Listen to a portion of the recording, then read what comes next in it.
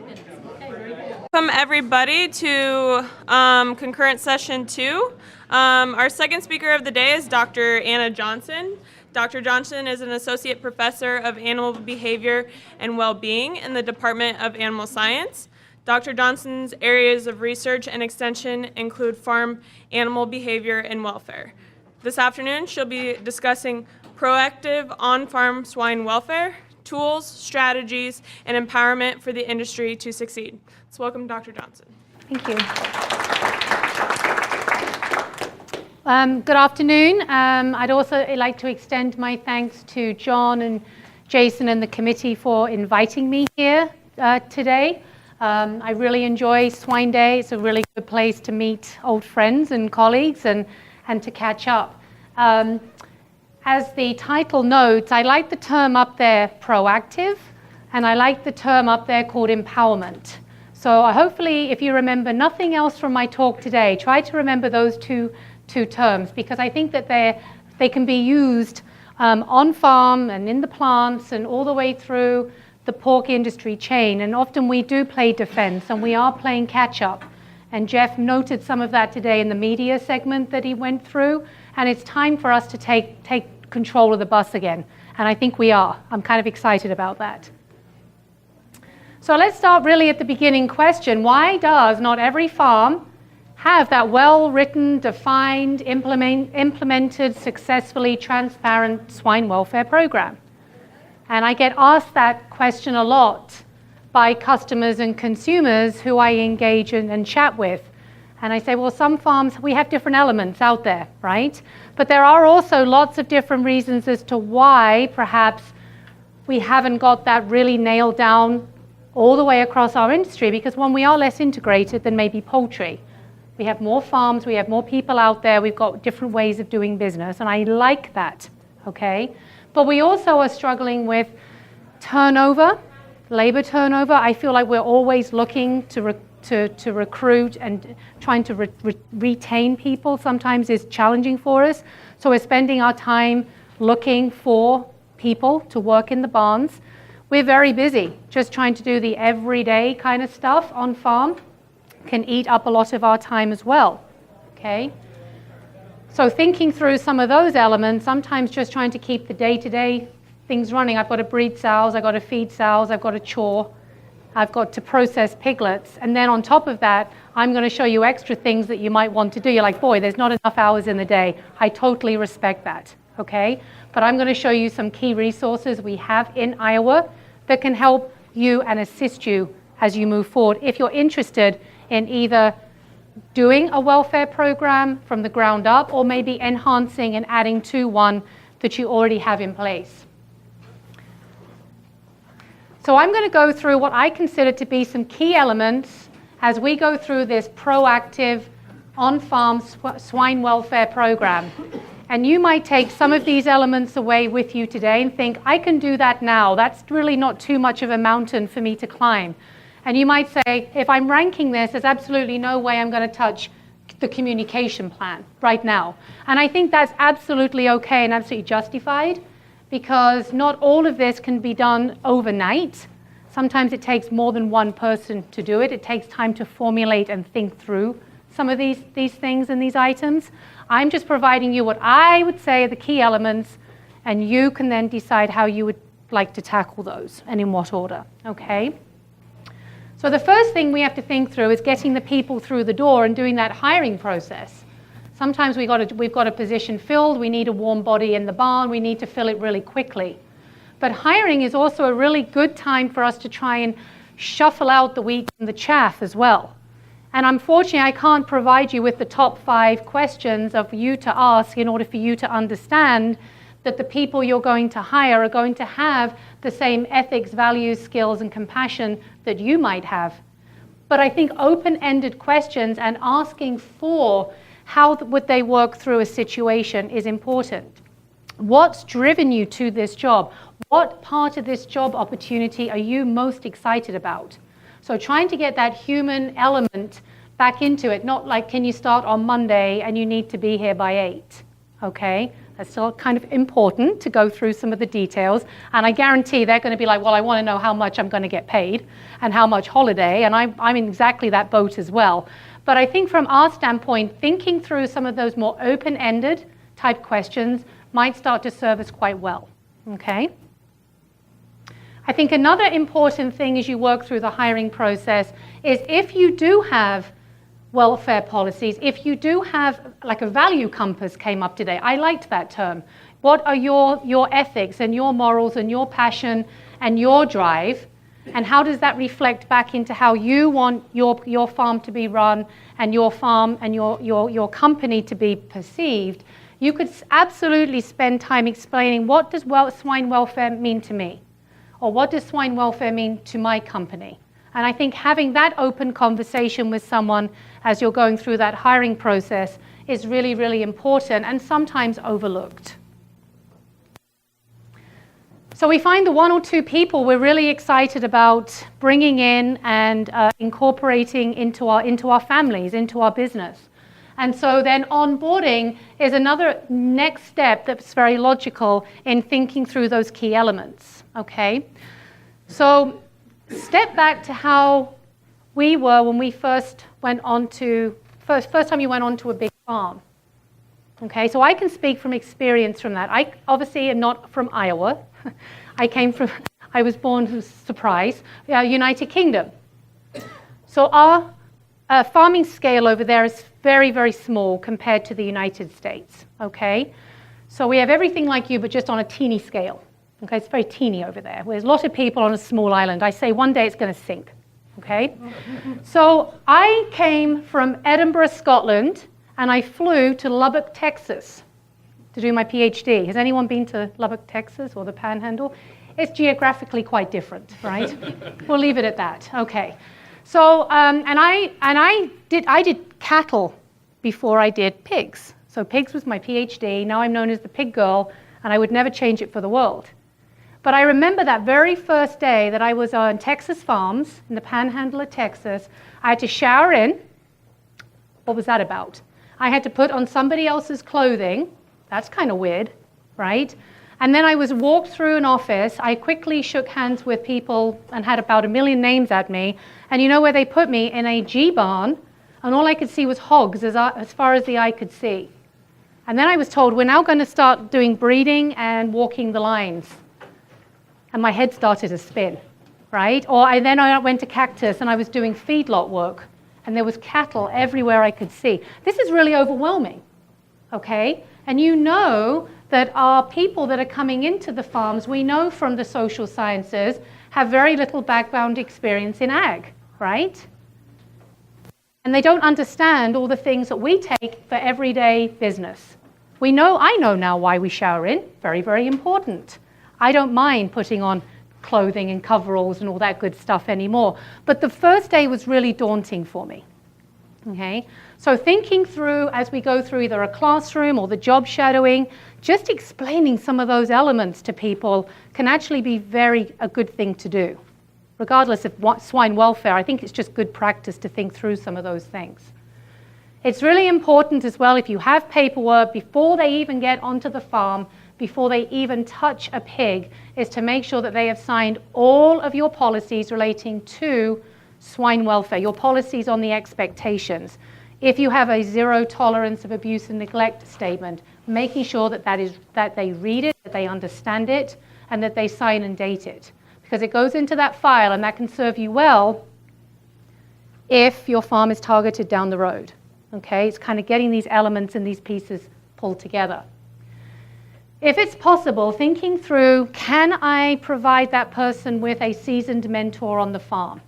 And those seasoned mentors are going to be really important to your overall success of your program. Somebody who's calm and patient, enjoys teaching and explaining, is easy to approach, and is also signed up and implements and does your swine welfare program. All right? It just isn't just like talking about it, but is actually then acting and doing it. So allowing, again, that person to learn some of those skills and go through some of those tasks that could be absolutely very new to them. They may never have even been round pigs, let alone the processing and feeding and doing all the things we expect of that job, okay? So thinking through some of those things with onboarding I think is important, and again, making sure that that moral compass or your barn culture, the pulse of the barn, is explained to them so that they can have an appreciation of their role and frankly, the importance of their job too, okay? It's not just, well, I'm just feeding sows, okay? It's like, I have a big responsibility to look after those animals, to provide that care, to make sure that they're getting their feed and water. They're relying on me for everything, okay? You are an important person in the bigger wheel or the bigger cog. Okay, I have to do the firing, okay, because unfortunately we have sometimes some bad actors. And it's not just the ag industry that struggles with this, okay? Anytime the human element comes into the equation, that's when things can go a little bit haywire. The people that know me very well know that I love, love, love pigs. I love dogs. And people are ranked down here a little bit more. They're much more difficult for me to train. I can clicker train a sow or a barrow much easier than I can clicker train my husband, okay? And so we have to think smartly about that firing process. Some people just frankly should not work with animals. Some people should not work with the elderly, and some people should not work with children, okay? And that's just something we have to recognize as an industry. We'll give someone maybe a go, but it may not be a good fit. So can we move them around within our company structure to find a better fit for them? Or if they are, heaven forbid, doing something inappropriate on our farm, we have to have that policy and expectations in place that we can let them go. Okay, so we do have to think about this element as well. I think the other important thing on this slide is this empowerment. So if we've got this barn culture, if we have these expectations of animal care and swine welfare on our farms, and I would see Howard doing something inappropriate, that I would feel the empowerment of being able to do that reporting, to be able to either have that conversation with you directly, or that the process is in place that I would go to my supervisor, or maybe there is a 1-800 number or an external way through HR that can be dealt with. Because we have this program, we have these policies, we have these expectations, but there also has to be the action. So if something should happen, I as the employee know that I can report it safely, that it will be investigated properly, and the outcome would be reasonable for both me and also for the animals under the care, okay? Here in Iowa, we are really quite fortunate compared to some other states because we have companies that are doing a great job with this reporting. We also have an external group called IFAC, which I'm not sure if any of you are aware of, but this is Iowa Farm Animal Care. And we have Mike Telford, is the kind of coordinator of IFAC. His office is down at the Iowa Farm Bureau down in the city. And we have a web page and we have a 1-800 number where if people see things or are concerned about something, that it can be funneled through that. He can work an interface with that customer, and either it can be resolved. Often it's resolved just by chatting. We get a lot of cattle cases when they're out in the snow. You know, we can talk through that cattle can cope being out in the snow, things to that nature. But if it moves on to the next level, then there's teams of experts at Iowa State that can come out if the producer allows in order to help with issues that they might be having. Okay, so we are the only state that I know of that actually has that output. It's a good resource to know, at least, that we have that close to home. Another important thing for our for our swine welfare program is obviously knowing our market or markets. And that goes across any element of pork production. It's not just connected into that swine welfare program. But as we think about our key elements, as we think about things we might need to measure or collect or document and report to, we need to know what our end users' expectations are, because that can obviously help us collect those detailed pieces of information. Okay, here's just an example of the McDonald's statement. Jeff showed several different examples this morning through his talk as well. But a fairly newish one just to bring your attention to here is this ISO one that came out, I think, last year or the year before, called the Animal Welfare Management. And it's a fairly short document, but it has the different principles in there if you're thinking about crafting or developing your on-farm welfare program. And those areas or principles are then in alignment with the World Health Organization, or the OIE. Okay? And they have a big play and a big stake in welfare at kind of the global level. Okay? So if you are interested in looking at how your program fits into it, or if you're interested in developing an on-farm welfare program, and it's not just for swine, this would go across all livestock, that's kind of a nice document to maybe take a look at. Okay, teamwork. This is a really important one as well, and I love the term production welfare. You always have to think about it all the way through. If we make a tweak or a change in one spot, it can have a ripple effect out onto other phases of production. It can also have effects on the environment, could have effects on our health plan. So we have to be thinking about this as a jigsaw and how it's all going to come together and not harm other areas of our production cycle. Would be ideal, if you're thinking about that team, to think about what role each of those individuals on that team are going to bring to the table. So you don't want all the same kind of people with all the same skill sets. Variety, I think, is really important, because a veterinarian is trained to think sometimes differently to an animal scientist who's been trained in ethology, who will think differently to the person who's in the production, who will think differently again to somebody who's in HR. Or an extension specialist, perhaps, if you're creating your team more from outside resources or external resources. So again, the level and the amount that you can put in here will, of course, depend on your size of operation and the resources that you can have access to. But again, in Iowa, we do have some good access to swine vets through our extension program, and also swine extension specialists as well. All of those entities can be very, very good to bring in. So I'll show you our field specialists here in a moment. We also have very good support at the state level through IPPA as it becomes to swine welfare and just swine production in general. And I've also mentioned IFAC.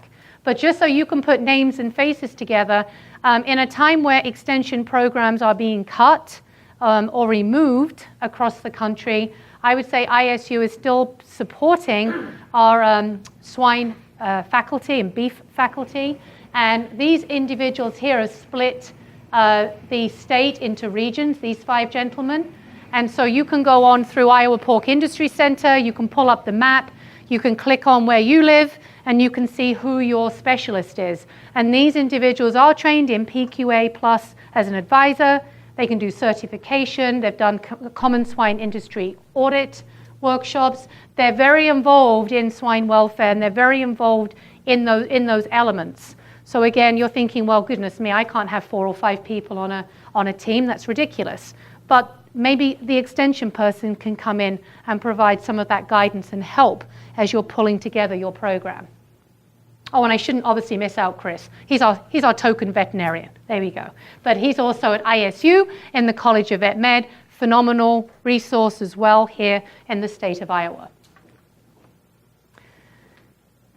So we have our market expectations. We kind of know what those groups are wanting of us. So by knowing what those expectations are, that in turn can then help shape our swine welfare program. And one thing I always say to people when they're thinking about either redefining or creating that program is, what do you want from this program? You don't want to just have lots and lots of busy kind of work and all this just paperwork and documentation to make yourself feel better.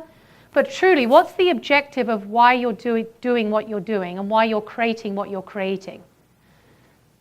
From that, thinking about how can then I measure if I'm actually reaching those objectives, if I'm meeting the goals of why I've set out to create this swine welfare program. And I think this facet is often overlooked. And I think it's actually a really important thing to spend some time on and to think through. Because I think it will help you when your markets ask for assessments to be done, or maybe third-party audits to be done, that transparency in your message points, because you can say, look, this is what we're trying to do, and yes, we are or we're not achieving that, and this is what we're doing to try and work towards it. Okay? Otherwise, it's very difficult to know what to measure. I like data. I like numbers. I don't just want the subjective feelings of me going out and cuddling a pig, which actually is quite nice to do now and again, but you want numbers. You want to show that your efforts are moving the needle in a positive direction for people, for the company, as well as for the animals.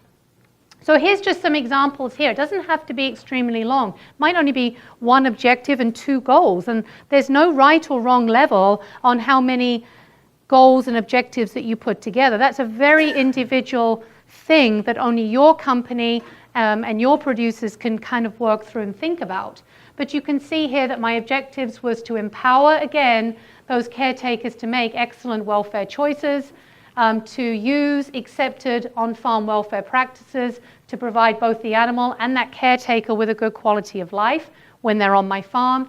And then a variety of goals down here, from production, medication, euthanasia, worker injuries, and even thinking through maybe employee retention and job satisfaction. Those are goals that would funnel back to those objectives that would then fit into my marketing specs. Okay? So all of those things can kind of start to tie back together. Many of you are probably very familiar with this kind of content, or these key elements, or these components of welfare programs. They're very, very generically used across all of our livestock species. So poultry have them, broilers, dairy beef, and of course the pork industry. And the main program that many of our producers subscribe and use, and that the packers recognize, is the Pork Quality Assurance Plus program. And that next level up is the Common Swine Industry Audit, which has been out about 4 or so years now. And if you look in both of those documents, which are pretty much mirror images of each other, CSA has points and PQA doesn't, but the questions are the same, you will see that those questions can be siloed or parceled out into one of those 4 categories. So record keeping and SOPs, looking at the training aspect of the caretaker is also important. Animal-based measures, those things would be such as body condition score, lameness, abscesses, wounds, things to that nature. And then your resource-based measures or questions would be looking at the flooring, penning, feeders, drinkers, chutes, and things to that nature. So that's more the counting and collecting that benchmark data in the barn that you can then take back to those goals that we had previously talked about, the objectives, and then, of course, taking that information further out and message pointing the good stuff that you're doing. The next couple of slides are challenging slides to think through when we're considering a swine welfare program, but they're very important elements. As I mentioned before, I would say the majority, a vast, vast majority of people who work in the swine industry and are working day to day with animals and caring for them are doing a wonderful job. My elevator speech, when people ask me if I'm on a plane, what do you do? Well, I do welfare. Really? Farm animal welfare? Really? I've watched on the news that, and then they go into a spiel, and it's always a negative thing. Okay? Happened to me 2 weeks ago, flying back from North Carolina. Okay? And I said, I'm going to stop you right there. If I thought that every animal on a farm was being terrorized in some shape or fashion, you can use whatever words you want, I said, I would not feed US pork to my children. And then they stop, and they're like, oh, you're a mum. And that usually turns the table a little bit. So I'm like, oh, thank goodness for that. We got off there, we can talk about soccer or something, which, by the way, England is playing right now. Belgium. It's 0-0 for anyone that wants to know. And if I hear a beep, I might have to go check my phone because it's very important. But, you know, we won 6-1 the other day. I'm very excited. So far, they're doing quite well. But anyway, back to this. You know, you need to think through that, you know, there are the bad apples sometimes out there. We recognize that. We're going to deal with them. We don't want them on our farms. We don't want them anywhere near our pigs, okay? But in our welfare program, we have to think about sometimes that negative side of welfare. So when people take when my students take my class in the fall, Many of them are pre-vet, or they want to go into grad school, and they're very passionate about animals, all kinds. We do all sorts of animals, everything from rats and mice to the farm and to zoos and companion.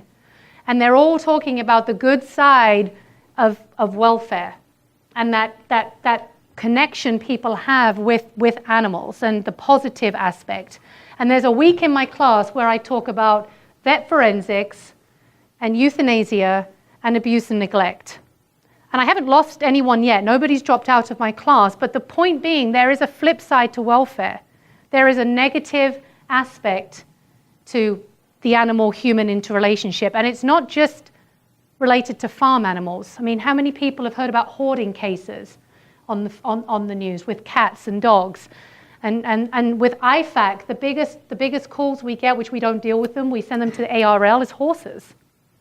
Okay, and people don't always think about that, but that's often where those kind of calls are coming in. But the moral of the story here is that we have to knuckle down. We have to think about this element very carefully, very seriously, very professionally. We need to think about, what does abuse mean by the state law? What does it mean within my value compass as a company? And how am I going to write that policy clearly, carefully, communicate it, and train people to that? So hopefully we can circumvent many, many issues. Okay, that's really, really important to go through that. And then also, of course, the National Port Board do have the See It and Stop It program. Just wanted to bring that to your attention as well. And of course, humane euthanasia is also a very important part of our welfare program. As much as we sometimes try to help an animal, we'll do our due diligence in seeing it, observing it, treating it, whatever that looks like, multimodal, maybe with an antibiotic, maybe with movement to a low stress pen, providing it more feed, whatever that tends to look like. There are times where a pig is not going to respond to treatment, and the correct thing for us to do, the most humane thing for us to do, the most difficult decision sometimes for us to make, is to euthanize that animal. Okay? That is a treatment plan, a treatment option that needs to be used very wisely and in a timely manner. I always tell people when I'm training them, to do euthanasia doesn't imply the failure. Not to do euthanasia when an animal needs it implies the failure. Okay? It's kind of turning that mindset around for people. So again, in our on-farm swine welfare program, how do we train people to recognize those compromised animals? What are those compromised animals for our system? Now, the CSAA and PQA have 4 or 5 animals that need to be euthanized on farm, right? So we have those as an industry that we've kind of agreed to.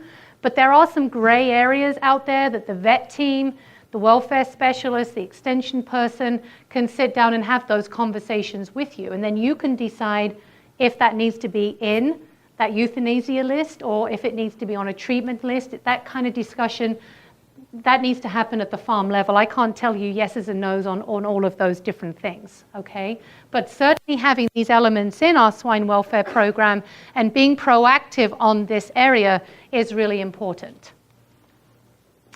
Again, empowering the team. I'm going to keep coming back to empowering the team. I think this is something that's really important.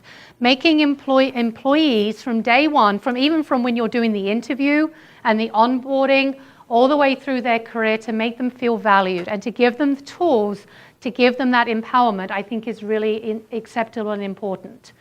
I really believe it's no longer just acceptable just to teach them the hows, like how to chore, how to feed, how to give a shot. I mean, that's still important, but I think it's more important to spend time explaining the why. Why we're doing what we're doing. Why are we using this vaccine? Why do we keep changing needles like we do? Well, because they get blunt and we can give abscesses, and just trying to give them, rather than you see this triangle, you see this needle in triangle, walk away. You know, that's important to know still how to do the skills. I'm not belittling that. But the explanations of the why, sometimes when we're doing that mentoring and we're doing that teaching, that's important. And I've really tried to bring that to Iowa State and bring that into the classroom for the next generation of kids that are going to come out into our industry. And we've already talked a little bit about that bit at the bottom, so there we go. Another important thing about empowering the team is making people feel more comfortable being asked questions. So it never fails me that when I go on a farm to do an audit or an assessment, but particularly an audit, it is amazing on a sow farm of 13 to 15 employees, Howard, when they know I'm on farm, that they all disappear. It's like, where do they go? It's like amazing, you know, and they've got, you know, it's just like, it just cracks me up. I finally find them, but it takes a good bit of hunting to find all the animals are there, and they're all fed, and they're looking great, and they've processed that day, but there's not one person on the farm. It's like amazing, right? And so by providing, again, that empowerment, that seasoned mentor, that training, brown lunch bag at lunchtime, you know what, in this safe environment, in our lunchroom, today we're going to practice this question. Okay? Because in PQA and CSIA, there's a whole list of caretaker-type questions now. Okay? So some of you may have been on the receiving end of some of those questions. Okay? So tell me, what have you been trained on as it comes up to animal care? You know, which ones of you are euthanizing animals? Okay, you are. So could you tell me how you euthanize yourselves? Okay? Could you please tell me how you process your piglets? You know, can you tell me what kind of animals would be compromised that would require euthanasia? And it might be something that you do every single day. Your employees are very comfortable with doing it. They're very well trained on it. But actually having to speak back or articulate those kind of responses back to an assessor, or even worse, a third-party auditor, can be very overwhelming for people. Okay? I know I went into this industry not to talk to media, and not really to talk to people who were trying to be like probe into my life and ask me what I'm doing. But the way we've gone as an industry now, we've got to have more of that communication, more of that transparency, and we're having to answer those questions. So here, I would want to, as a mentor, say, well, let's talk today about handling sows or handling piglets. Talk me through how you've been trained and then how you do it. And if they stumble and they kind of get their words mixed up, that's fine. And then you can have one-on-one back and forth, or maybe as a group, and you just do it over lunch. Okay? Most people take breaks. Most people have lunches. And you can just sort of incorporate that once a week into that environment where it is safe, where it starts to become more second nature to them. So when they do get asked the questions, it just rolls off the tongue more easily. Again, confident that if an auditor's on site, that every employee could explain by your swine welfare program what those issues would be in regards of euthanasia. Could they tell that auditor what they would be, why they have to euthanize those animals? Okay, so some grotty little pictures up there, and they're pretty extreme, okay? How would I stole Iowa Select Farm here? Because I think Jen has been doing a really good job of the communication. And communication to me is something that should never be overlooked when you're thinking about a key element within actually not just your welfare program, but in doing business. Oh, you've heard it before, more and more people are further removed from farming.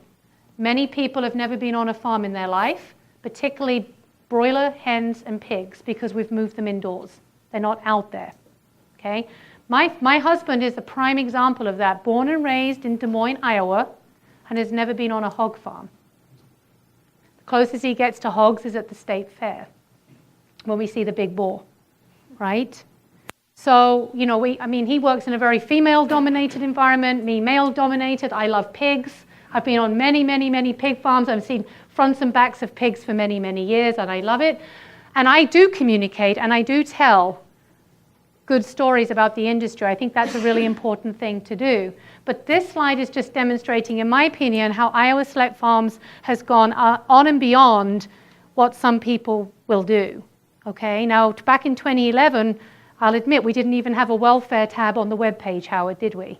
Right? And that was the very first thing that people were kind of clicking to and going to was like, well, what's the program? What's their objectives? What's their goals? What's their value compass? What's their mission? What are they trying to do? Now, if you went on there today, and Smithfield, and some of the other ones, you'll see really cool short videos of, hi, I'm so-and-so, and I work as head of department, and this is my job, this is what I do. Little short video vignettes. So it's getting people in the barn without risking that biosecurity. Yes, it takes time. Yes, it takes money, and this might be something that not everyone can do, a video. but everyone can quite easily maybe write up a short communication piece. Most people are pretty web savvy. And again, if you're not, field specialists and people can help put those things together for you. But in an age where people, we talked about it this morning, are on phones, are tweeting, are wanting that kind of instant information if something was to come out, communication and your communication plan is a really important part of production nowadays, not just the swine welfare on its own, okay? So just again, little ideas for you to think through and chat about. I also would absolutely think through my communication plan as what if something happened? So we're trying to be proactive and we're trying to have the good things out there and kind of communicating and having that good interface with our customers and consumers. But if my farm was targeted for some reason, do I know who I need to call straight away? Do I have my welfare team ready? Do I have my vet team on call? Is there somebody at the state level I need to be calling? Do I have my list of customers and consumers? So that I'm ready to be able to start making calls and communicating in a very fast, so I can be ahead of the game. That's what we talked about this morning, not trying to play catch up. Okay? Have I also got an initial statement in place that if I get targeted, I would then be able to put that initial statement out very early on in order to take control of that story? Do I have somebody, maybe I'm the only person that works on the farm, so I'm going to become everything, but do I have someone in the company, if I have more employees, that can be my media person, who knows that they've been trained, that they're comfortable, that they're ready to go, that they have their message points, and that they're going to be that interface. Not waiting, was it like 4 hours for some guy to come out and say no comment? Or there'll be a comment, there's no comment, and there'll be a comment at 10 a.m. the next morning. That was shocking. Okay? So again, we absolutely hope our farms are never going to be targeted, are never going to be on the news, are going to have a video out that's not showing us in a positive light. But if you think about those things behind the scene and you've got them in your back pocket, if it should happen, it's more a case of moving the wheels and getting them going. Because it's a very tiring, it's a very emotional, it's a very expensive process to have to go through to get reconciliation at the other end and hopefully save your business, okay? Coming to the end here is internal and external accountability, okay? I mean, you may not say, I don't need an advisory group, that's ridiculous. Okay, that's fine. That's absolutely okay. Maybe you have your field specialist or you have your swine vet come in and help assist you with your health plan, with your welfare plan, and with doing some on-farm assessments for you, okay? But again, thinking about your objectives and your goals and thinking about how you can then provide, if asked about internal and external accountability related to your swine welfare program. It's not just, trust me, I'm doing a good thing. It's like, I am doing a good thing, and here's the proof. Here's my data, here's my information, here's my communication, here's what I'm doing. I've got the barn pulse, and I can present that information to you very quickly, very cohesively, and in a good study. So this is, again, if you have your action plan ready, if it happens, then you're ready to go. Message points is obviously we don't want to have message points told to us, such as we don't care. It's always profit over animals. And also these undercover videos often are on housing, euthanasia, and lack of care and attention. Those things come through. And it doesn't matter if it's pigs, it could be dairy, broiler. Those message points are always coming through. So here's just a very quick suggestion that I would have. Make sure, first of all, that the claim is actually yours, right? Make sure it's your farm, because sometimes it might not be. Getting your team together, getting those initial communications out, and then getting onto the farm, getting people into the barns, getting that auditing or that assessment done, making sure we've got the person communicating, and then, of course, providing that report, which would then show what's been found, whether it be truthful or not, and having your documentation. Again, you've got all this documentation now, right? You've got your training, you've got your people, you've got your data, you've got your communication plan. All of that stuff has already been proactively done. which means if this should happen, you can start pulling these elements in very, very quickly to be able to cut it off, and hopefully media will move on to do something else, and you can continue doing business. Okay? So that's my spiel for today. Again, thinking about empowerment and thinking about being proactive. Again, there was lots of elements that I presented today. I don't want to overwhelm you. You might only pick on one or two things to start with. My suggestion is start small, start smartly, but please start. Okay? Thank you very much.